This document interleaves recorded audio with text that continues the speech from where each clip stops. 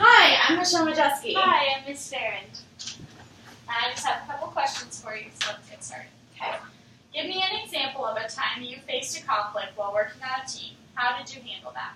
Okay, well, I actually, a couple semesters ago, was working on the Freedom Bus project at Ball State University, and a conflict we faced was I was on the IT team, so we were helping to design a website.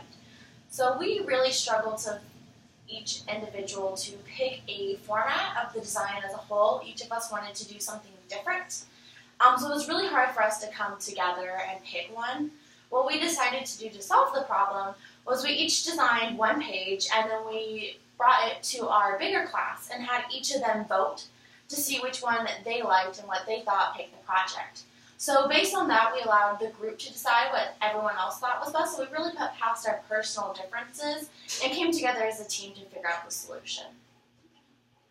Talk about a time when you had to work closely with someone whose personality was very different from yours. Okay, I used to work in retail a couple years ago, and so in retail you can really get a variety of different types of personalities in the field. And so I was a customer service specialist, so I worked with a variety of different employees. And someone who was very different for me was my manager that was directly above me. And he was just someone who was very flimsy about time schedules, wasn't really good about getting back to me. And I'm someone who's very direct. I like to do things right away. And so that was really hard to work around and to figure out how to deal with. The solution I came up with was just to talk to several different managers because all of them work with the same issue. So I was able to come to him directly, and if things were not going at the right pace, I would be like, hey, could you maybe get this information I was searching for? And if that didn't happen, I would go to another manager and ask for the same information. I would usually get it from either one of those methods. How would your last supervisor describe you? My last supervisor would describe me as time-oriented, confident, hardworking, and a positive attitude. How are these attributes of a good leader? An attribute of a good leader, I think, is definitely someone who is able to lead a group and to control a group. But I think they're also someone who can take the backseat and really sit down, and if someone else seems like they know what they're doing and they are capable of leading it, letting them take the reins. So I think a good leader has very much that potential. I think they're also very diverse and can work with a diverse group of individuals. Everyone from people who are used to working in group settings to anyone who's working individually. And I have a lot of experience working in this setting, in both my retail experience and with my project on the Freedom Bus project. I was able to really take a leadership role, but also step back and let others take the role as well. We are facing a situation in which a customer comes to customer service to complain about one of the employees. If you were on our team, what would you recommend we do to resolve this solution? Well, I would ask them what the problem was to begin with. I would also just try to help them, the customer, at that exact moment. Just because when you're dealing with anyone who is a customer, your goal is to make them as satisfied as possible to come back to whatever service you have.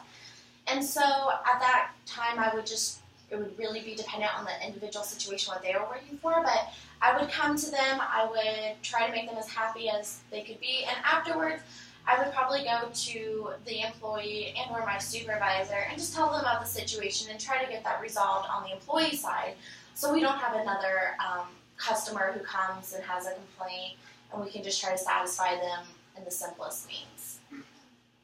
Suppose you saw an employee stealing. How would you handle this?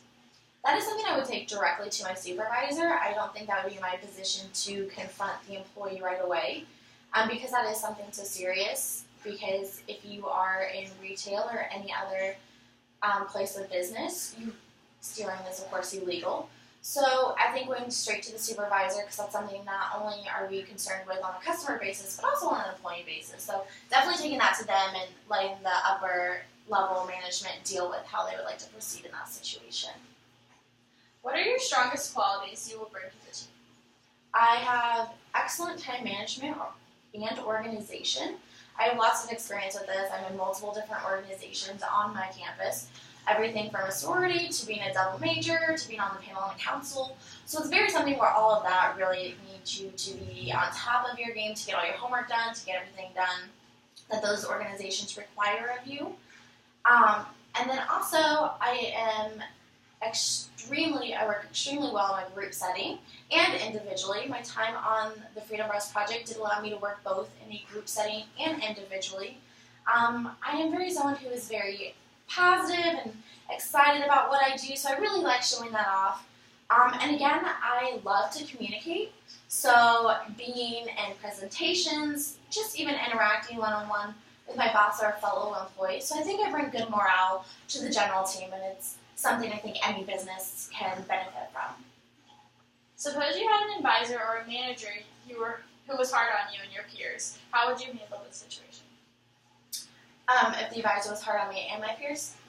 Well, I think that advisor is probably looking to excel the people who are under him to make them better. So I think that's something you necessarily can't take personally in the workforce. I think each individual is trying to make them better. And of course, I think everyone in this world tries to keep going forward in their career. So whether that, be getting the promotions or eventually switching to another career, I think advisors know that and upper management knows that. And I think that just being hard on us is a way to make sure we aren't slacking and that we get where we want to go in this world. Give me an example of a time you managed numerous responsibilities, and how did you handle that? Well, as I mentioned earlier, I'm extremely busy in my college career. I am in 3 different organizations as well, being a double major who's taking 18 credit hours, so that's also a lot of credit hours. So it's numerous responsibilities of group projects, tests, papers. Then, of course, you have all the philanthropy events and socials that come with being in a sorority. On the panel and at council, we are in charge of all 13 of the chapters here, so just making sure everyone's doing what they're supposed to be doing. So it's really all about time management and organization. I personally have a planner that I use so I can write down everything I need to do. I also write it down in the order of most importance and based on deadlines, so I know what I need to focus on, how much time I need to focus it on, and things like that. So it's definitely all just about juggling your time management and being very organized.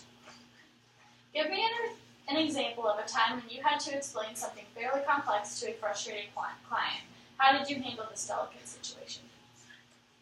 Okay, so on the Freedom Rest Project, we did have some deadlines that were sometimes missed, and it's not necessarily based off of our problems that we face, but us using the third mediums in which we did. So it was hard coming back to the sponsors of the project and being like, well, we're not where we need to be at, but trying to also show them where we were trying to get. So how we went about the situation is we tried to present the information in multiple different mediums. So we had a presentation, we had a flyer that they could have, we had some diagrams, and it was really just trying to present the information to them in the most simplistic way possible. Because a frustrated client is already, they're irritated, they aren't going to want to listen as much, so really just trying to get the information to them in a lot of different ways, because depending on the human, they are going to view the information differently. And based off that experience, it really worked. A lot of them took to it, and they were really less frustrated leaving that meeting. Well, that's all the questions that I have for you. Do you have any for me? Yes. So what is the best quality of work that would make me want to stay in this place of business? Well, I would like to think that we have a really high morality here on our team. We like to be very positive and encourage everybody to be very independent, but also work with us and provide something that establishes good teamwork, but also gives you an effort to grow. So positivity is truly key in our dynamic here. Okay, and then the next one, how do you guys try to treat your employees here? I know personally that we try to treat our employees as best as we can, because we realize that you being here is something that you have chosen to do, and we want to recognize that is a good choice for you and keep you here and keep you strong and positive and ever growing to help our business grow as well as your personal achievements. Okay, that's all I have for you. Thank you so much. Yeah. It was great to meet you. Great to meet you.